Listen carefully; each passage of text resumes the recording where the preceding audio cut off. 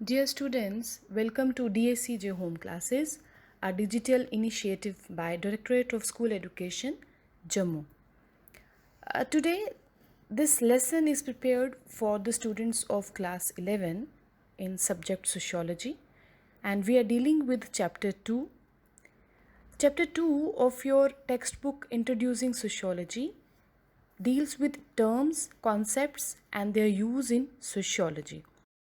Although academically sociology आपके लिए एक नया सब्जेक्ट है, लेकिन I am pretty sure that जब आप इस सब्जेक्ट को आगे आगे पढ़ेंगे आपको ये बहुत इंटरेस्टिंग इसलिए भी लगेगा क्योंकि इसमें जितने भी कॉन्सेप्ट्स, जितने भी प्रोसेसेस और जितने भी टर्म्स को आप सुनेंगे और पढ़ेंगे वो आपको बहुत फेमिलियर लगेंगे, क्योंकि ये वो सारे टर्म्स हैं जो हम अपनी डे टू डे इंट्रैक्शन में अपनी फैमिली, अपने और ग्रुपिंग्स के साथ हम ये बोलचाल में लाते हैं. For example terms like family, culture, religion, social groups.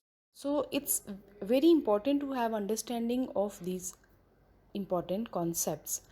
So in chapter 2 we are going to get familiar with these basic fundamental keys to understand our subject, that is sociology. As you know that sociology is a study of society, and every society, be it traditional or modern, is comprised of various social groups. So आज अपने इस lesson में हम social groups के बारे में जानेंगे और समझेंगे. So let's have an overview of the lesson कि आज हम इस चैप्टर में क्या क्या करने वाले हैं. We are going to know what social groups are. We'll come across a very important definitions of social group given by different sociologists. Then we'll discuss basic characteristics of social groups, and finally we will close our lesson with mentioning types of social group. इन types को हम अपने next chapter में discuss करेंगे because there are a number of types of social groups और उनके features और सारे वो हम अपने इस चैप्टर के पार्ट 2 में डिस्कस करेंगे, but will mention their names today only. Okay, let's begin with understanding what a social group is. A social group is a collection or aggregate of two or more people who regularly interact and share a sense of unity and common identity. In other words, it's a group of people who see each other frequently and consider themselves a part of the group. जब हम society या समाज की बात करते हैं, basically हर समाज, हर society is a big collection of various social groups that exist within it. So social groups are the basic units of a society. Since we all know that man is a social animal who never lives in isolation, hence the groups found in human society are called social groups. Every individual living in a society is a member of one or the other group. हम अपने life time में simultaneously बहुत सारे social groups का हिस्सा होते हैं. आप जैसे आप अभी स्टूडेंट्स हैं तो स्टूडेंट होने के साथ साथ आप अपने परिवार का भी हिस्सा हैं. अगर आपने कोई स्पोर्ट्स ज्वाइन किया है तो आप उस स्पोर्ट्स क्लब का भी मेंबर हैं. सो कितने सारे सोशल ग्रुप्स एग्जिस्ट करते हैं हमारे आगे पीछे जिनका हम साइमल्टेनियसली पार्ट होते हैं, मेंबर होते हैं. तो चलिए सोचें कि क्या हर वो ग्रुप जो एक कलेक्शन है इंडिविजुअल्स की उसे हम सोशल ग्रुप कह सकते हैं. Is every group of people a social group? And the answer is no. Why so? Let us try to understand. अपनी स्क्रीन पर आप ये दो पिक्चर्स देख रहे हैं, picture A and picture B. Picture A में there is a collection of people who are collected together to watch Republic Day parade. बहुत सारे लोग एक साथ बैठे हैं और बीच बीच में वो बात भी कर रहे होंगे, आई एम श्योर. और वो एक साथ एक ही जगह पर एक ही टाइम पर इकट्ठे बैठकर रिपब्लिक डे परेड देख रहे हैं. क्या इस कलेक्शन ऑफ पीपल को, इस कलेक्शन ऑफ इंडिविजुअल्स को हम सोशल ग्रुप कह सकते हैं? No. Why? Because they are here for a particular moment of time. Physically वो एक टाइम पे एक साथ हैं सारे, लेकिन they are not every individual in this crowd, in this collection, is not aware of each other's presence, and they are not here with some common social goals to achieve. They are here for a particular reason, and जैसे ही ये Republic Day parade ख़त्म होगी, they will all go to in their own way, right? और उसके बाद ये interaction will not persist over a period of time, वो यहीं पे ख़त्म हो गई. So this is an example of group, not a social group. Now you look at this picture B. This group of people, they are all member of a family or a very close knit group जिनमें frequent interaction होती है. They have face to face interaction. They have certain common goals to achieve. They have certain norms that they follow. Every member of this group has a particular status and has a particular role assigned to that status. तो ये collection of individuals को हम social group की category में रख सकते हैं. Hence, a group is a collection of individuals, but all collectivities do not form a social group.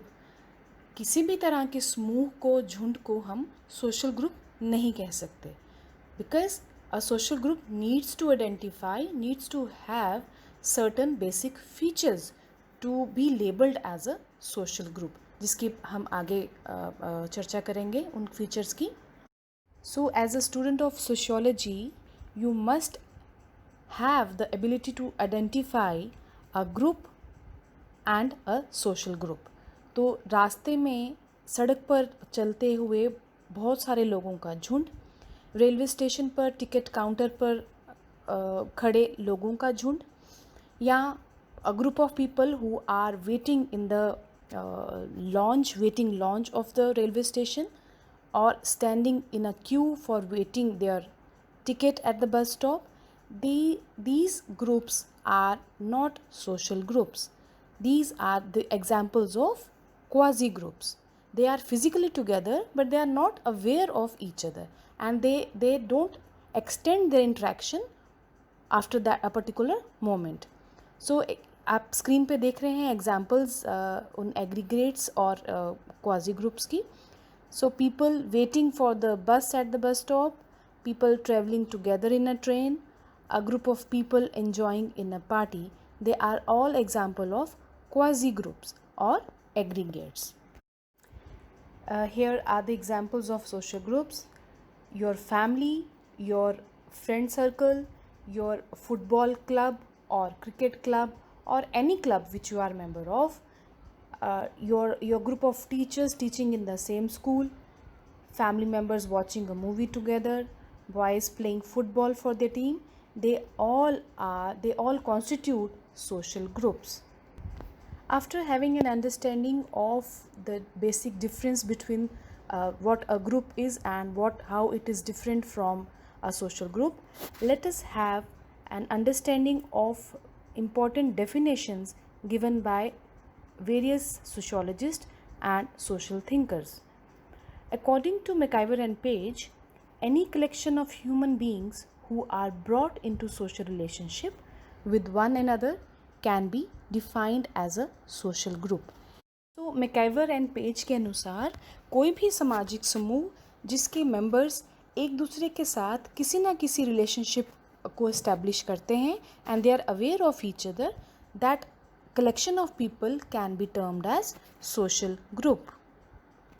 Similarly, sociologists Ogburn and Nimkov, they defined social group as whenever two or more individuals come together and influence one another, they may be said to constitute a social group. According to Bogadas, a social group may be thought of as a number of persons, two or more, who have some common objects of attention, who are stimulating to each other, who have common loyalty and participate in similar activities.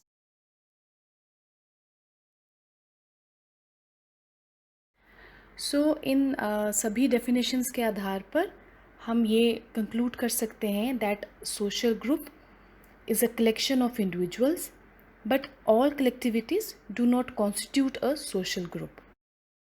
A social group is distinct from an aggregate, like people waiting at railway station or bus stand, member of which do not interact with one another.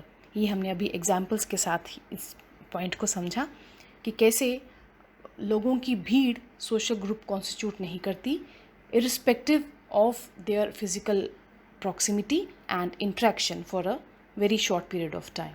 The very important point is that a social group has an organizational aspect, जिसमें social group को establish करने के लिए कुछ rules हैं, कुछ rituals हैं, कुछ structure है, और दूसरा dimension है उसका psychological, जिसमें हम consciousness की बात करते हैं उन members की जो उस ग्रुप को बनाते हैं और कैसे उनमें sense of unity, sense of commitment और सेंस ऑफ वी फीलिंग रहती है. So a social group is a collection of number of persons linked together in a system of social relationships with one another.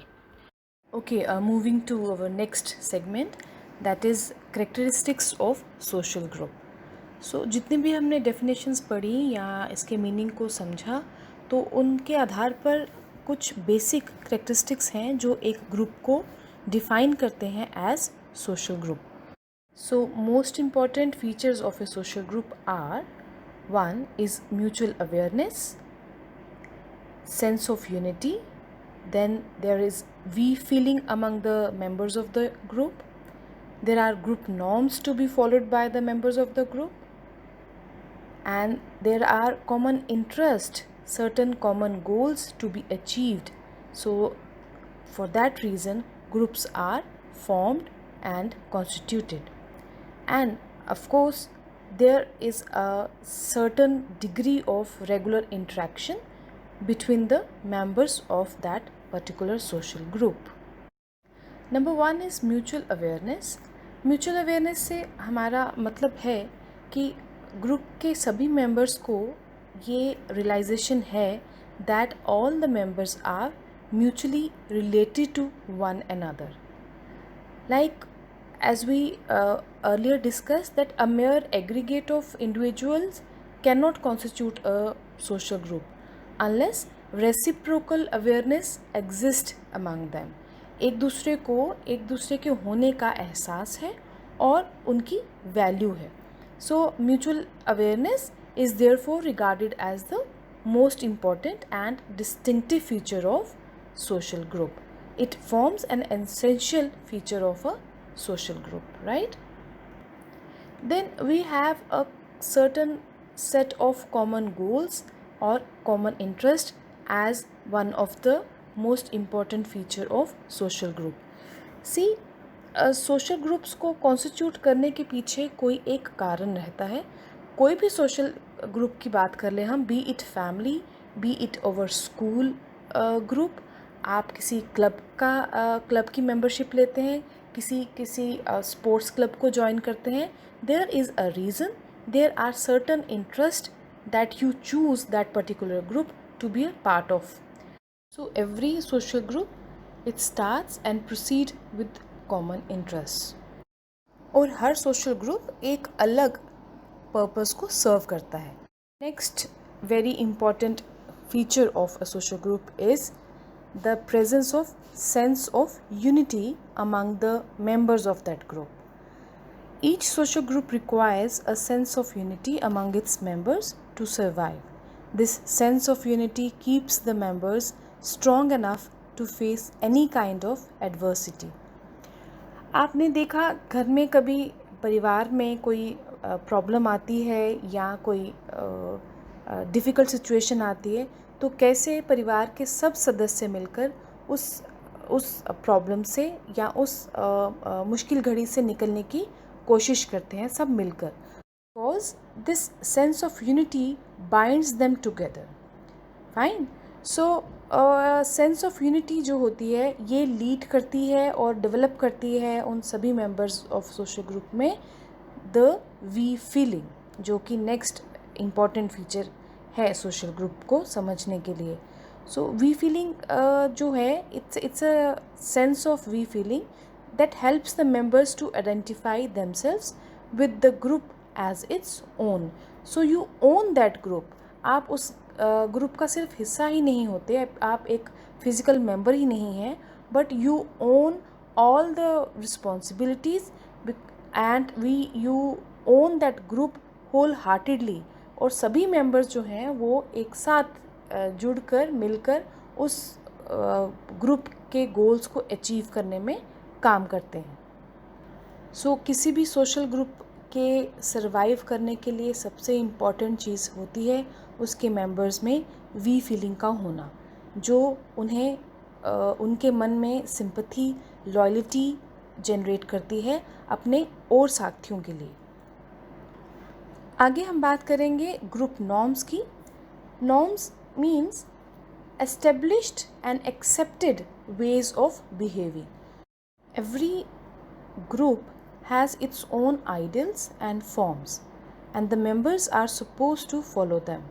देखिए, अगर हम example अपने family की ही लेते हैं या स्कूल की लेते हैं, जैसे फैमिली में भी हर घर में कुछ रूल्स एंड रेगुलेशन होते हैं that you need to follow them, and if you don't then there are certain kinds of punishment to correct your behavior।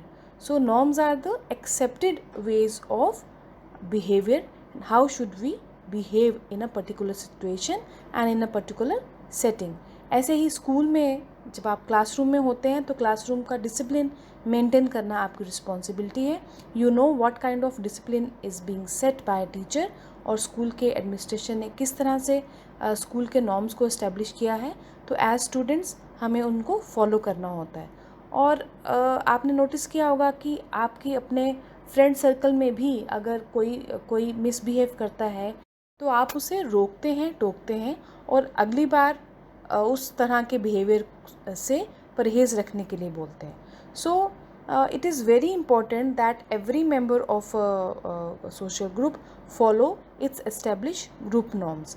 तो कोई भी ग्रुप है जो एक सोशल ग्रुप की कैटेगरी में आता है, तो they have certain norms and regulations to be followed by its members।